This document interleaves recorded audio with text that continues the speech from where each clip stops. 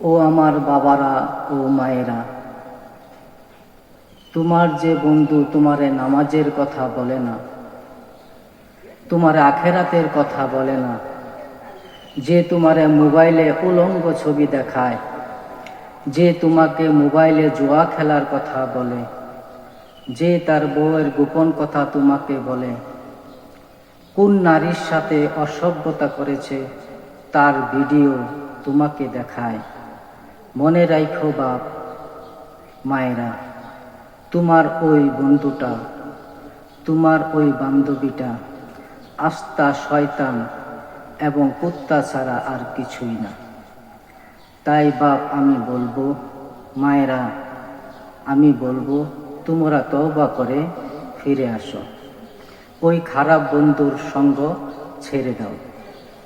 দোয়া করি ইনশাআল্লাহ তুমি সফল কাম হবে।